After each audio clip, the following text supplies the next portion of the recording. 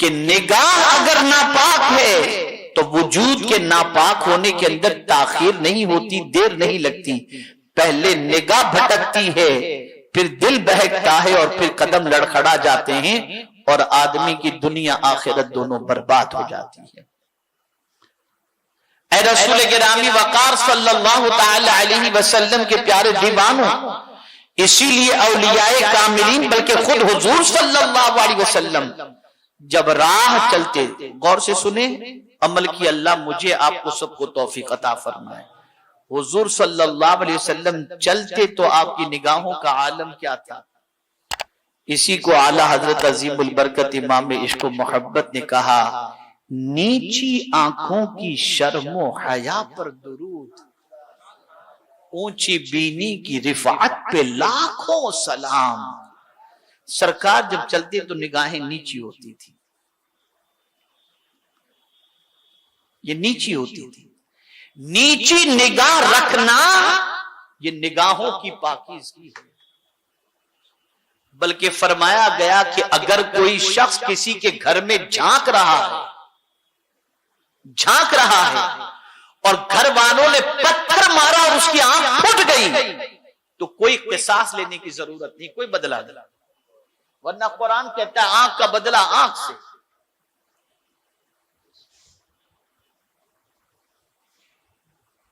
آج اتنی نگاہ گندی ہو گئی، اتنی گندی ہو گئی کہ العیاذ باللہ باہر نکلو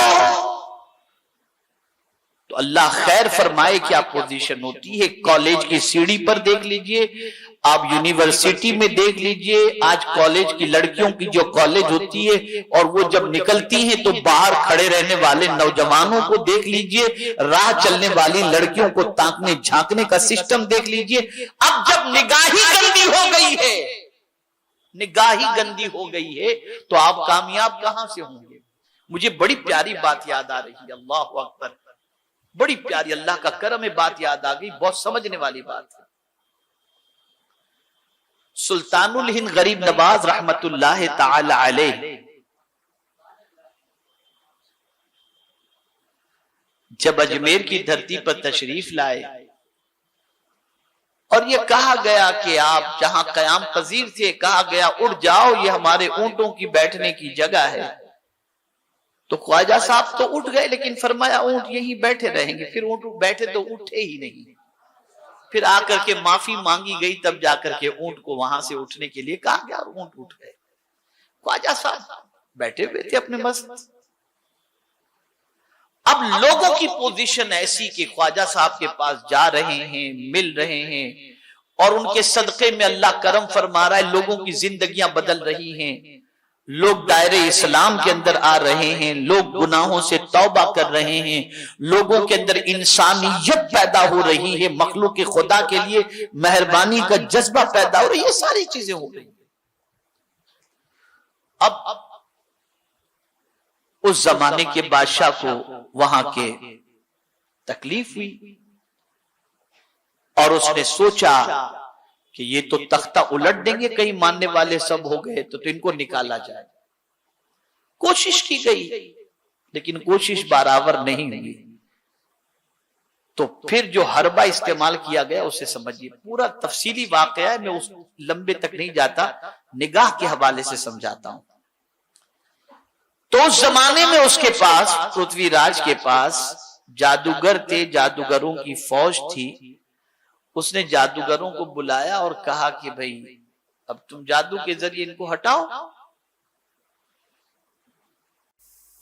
سب نے کوشش کی، ایڑی چوٹی کا زور لگایا، لیکن خواجہ صاحب پر کسی کا جادو نہیں چلا، نہیں چلا۔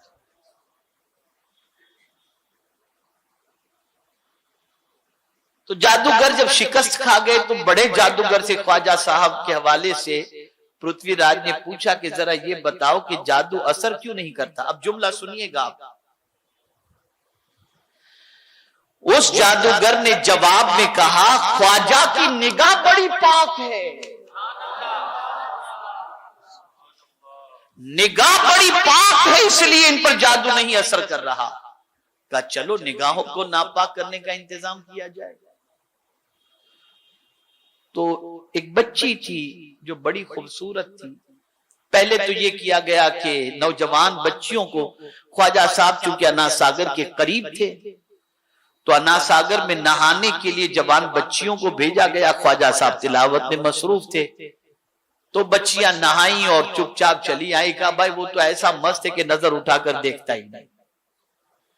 پھر ایک بچی کو بلایا گیا اور اس سے کہا گیا تیرے حسن کی تعریف پورے شہر میں ہو رہی ہے، تجھے دیکھنے کے لیے سب بے چین ہیں، ذرا اپنے حسن کے جادو میں معین الدین کو گرفتار کر لے. کہا بائیں ہاتھ کا کھیل ہے، بائیں ہاتھ کا کھیل. وہ تو بن سنور کر گئی اور جب دیکھا کہ خواجہ صاحب اس پر نظر نہیں کر رہے، اس کی طرف نظر التفات نہیں فرما رہے ہیں، تو اس نے دور سے آواز دی یا معین الدین. خواجہ صاحب قرآن شریف پڑھ رہے تھے. تھوڑی دیر نگاہیں نیچی رکھی، پھر نگاہ اٹھا کر کے فرمایا لبیک یا بنتی، میری بیٹی میں حاضر ہوں. بس اتنا کہنا تھا. وہ تڑپنے لگی اور تڑپنے کے بعد اپنا دل خواجہ کی دعوت پر دے بیٹھی اور کلمہ پڑھ کر کے مسلمان.